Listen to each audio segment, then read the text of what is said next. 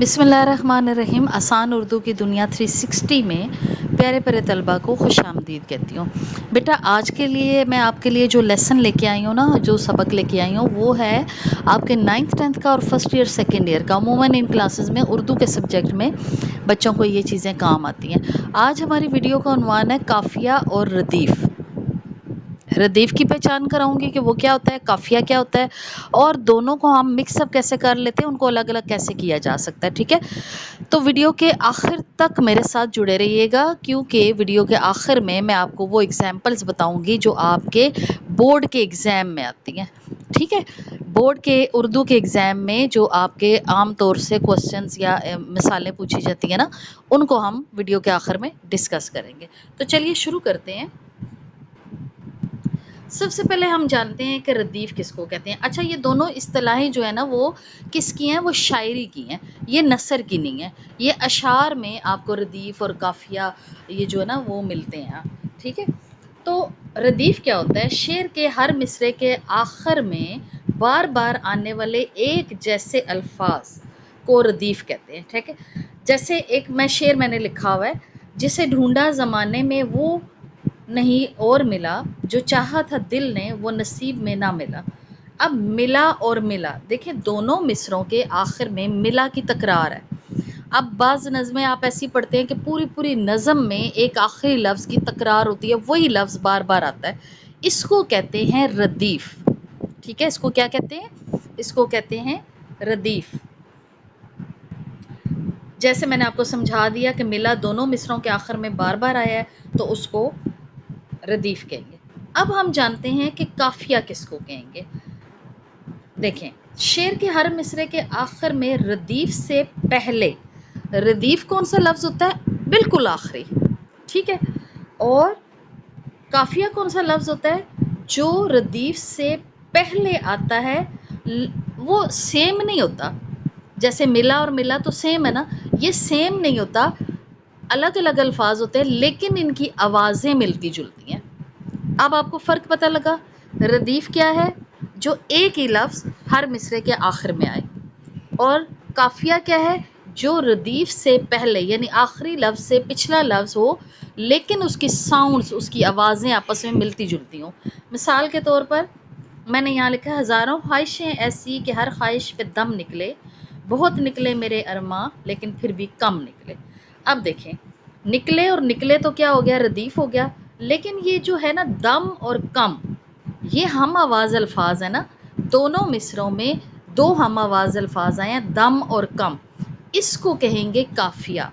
अब आपको अच्छे तरीके से समझ आ गई होगी कि रदीफ़ और काफिये में फ़र्क क्या है। रदीफ़ वो एक ही लफ्ज़ जो बार बार मिसरे के हर मिसरे के आखिर में रिपीट हो, और काफिया क्या है?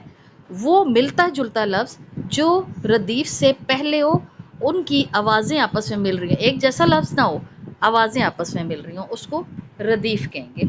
ठीक है, अब रदीफ़ और काफिया में आपको फ़र्क पता लग गया कि इनमें क्या फ़र्क होता है। तो चलिए आगे चलते हैं। यहाँ पे मैंने एक और आपके लिए काफिया और रदीफ़ की मिसाल बनाई है। ठीक है, दिल में याद आती है, दिल में बात आती है। अब रदीफ़ क्या है? आती है, आती है, ये सेम लफ्ज़ है जो दोनों मिसरों के आखिर में आया हुआ है।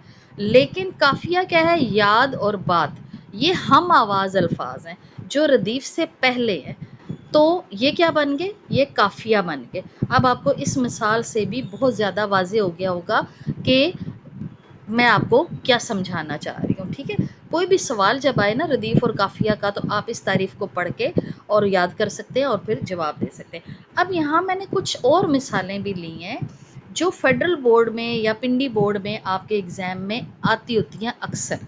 ठीक है, एक तो मैंने मिसाल नंबर 1 तो मैंने पहले पीछे भी आपको बताई, हज़ारों ख्वाहिशें ऐसी कि हर ख्वाहिश पे दम निकले, बहुत निकले मेरे अरमां लेकिन फिर भी कम निकले। अब निकले निकले क्या हो गया? ये रदीफ़ हो गया, और दम और कम क्या हो गया? ये काफिया हो गया। अब मज़ीद आगे जब हम मिसालें पढ़ते जाएंगे ना, तो आपका कॉन्सेप्ट मज़ीद क्लियर होता चला जाएगा। ठीक है, मिसाल नंबर 2 क्या है? न थी हाल के जब हमें अपनी खबर, न थी हाल की जब हमें अपनी खबर, रहे देखते औरों के ऐबो हुनर। आप देखें, خبر اور ہنر جو ہے وہ کیا ہے؟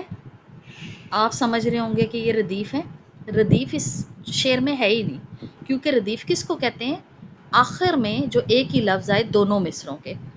اب یہاں پہ کیا ہے؟ یہاں پہ ہے قافیہ، خبر، ہنر. دیکھیں دونوں لفظ ملتے جلتے ہیں تو یہ قافیہ ہے. اور ردیف کے آگے کیا لکھا ہوا ہے؟ ندارد. ندارد اس فارسی کا لفظ ہے جس کا مطلب ہے کوئی بھی نہیں.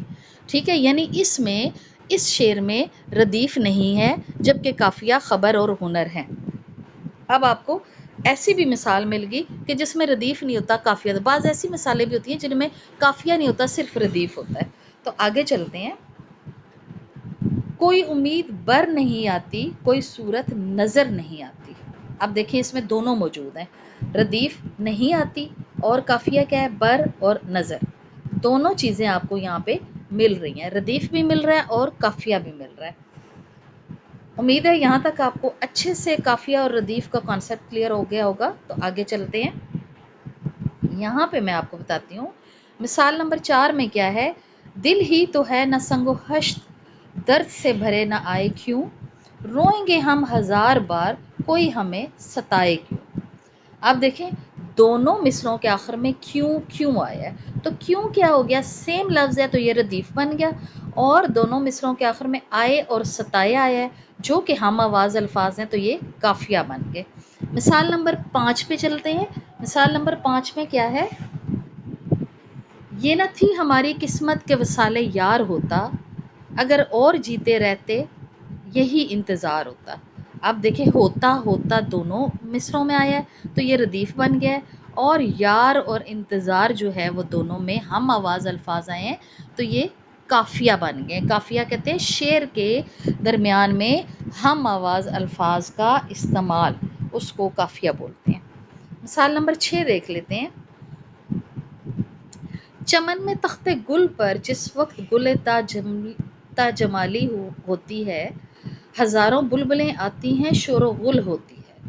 اب دیکھیں ہوتی ہے دونوں مصروں میں آ رہا ہے تو وہ ردیف ہو گیا.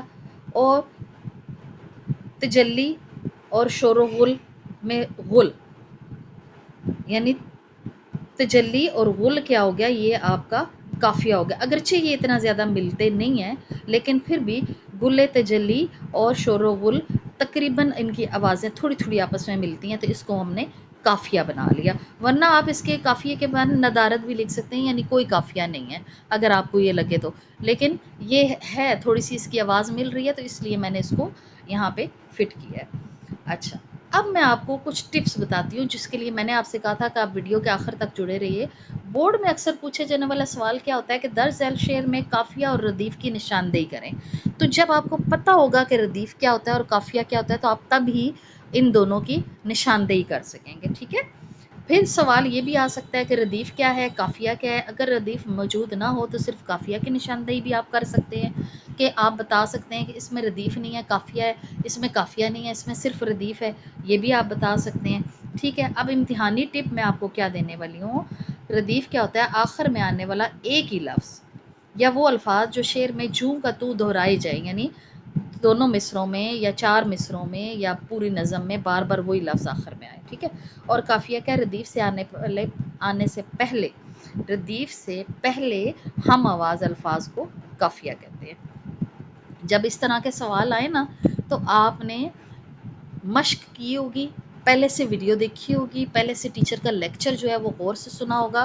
تو پھر کیا ہوگا؟ آپ کو کسی قسم کی پریشانی نہیں ہوگی.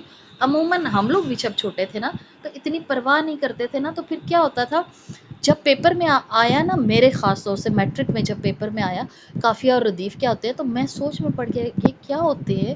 میں نے تو یہ نام ہی پہلی ایک تو پریشر ہوتا ہے نا آپ کا ایگزام کا بھی، تو میں سوچتی تھی یا اللہ یہ تو میں نے ٹرم ہی پہلی دفعہ سنی ہے قافیہ اور ردیف، مجھے تو سمجھ ہی نہیں آ رہا کہ کیا. پھر میں تھوڑی دیر سوچتی رہی، میں باقی کوسچنز کرتی رہی.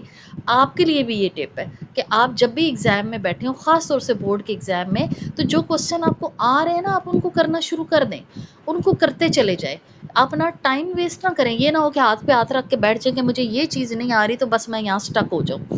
نہیں، آپ باقی چیزیں جب کرتے رہیں گے نا تو آپ کے ذہن میں خود بخود آ جائے گا. اور میں بھی جب اردو کا پیپر دے رہی تھی تو یہ والا سوال تھا تو اس کو میں نے چھوڑ دیا، اور آخر میں میرے ذہن میں آ گیا کہ ہاں قافیہ اور ردیف یہ والی چیزیں ہوتی ہیں، تو میں تکے پہ لکھ آئی تھی. مجھے لگا تھا کہ میں نے ردیف کی جگہ قافیہ لکھ دیا اور قافیہ کی جگہ ردیف لکھ دیا، لیکن جب گھر آ کے میں نے ری چیک کیا نا، میں اپنے آپ کو نا خود سے مارکس دیتی تھی اور ری چیک کرتی تھی اپنے پیپر کو، تو جب میں نے ری چیک کیا تو میں خوشی کے مارے اچھل پڑی کہ میں نے بالکل ٹھیک لکھا ہے پیپر میں. تو کہیں نہ کہیں آپ کو پھر یاد آ جاتے ہیں، اور پیپر کو 3 دفعہ پڑھا کریں. 3 دفعہ کسی بھی چیز کو سوچنے میں یا پڑھنے میں ایک جادو ہوتا ہے کہ اس کا پورا کانسیپٹ آپ کو سمجھ میں آ جاتا ہے. ٹھیک ہے، تو ہوپ فلی آپ کو ویڈیو بہت پسند آئی ہوگی اور آپ کا یہ کانسیپٹ اچھے سے کلیئر ہوئے ہوں گے. تو اجازت چاہوں گی، انشاءاللہ کل پھر ایسی ہی ویڈیو کے ساتھ حاضر ہوں گی جو آپ کے ایگزام سے ریلیٹڈ ہوگی اور بورڈ کے ایگزام سے ریلیٹڈ ہوگی. ٹھیک ہے، اللہ حافظ، جیتے رہیے، خوش رہیے.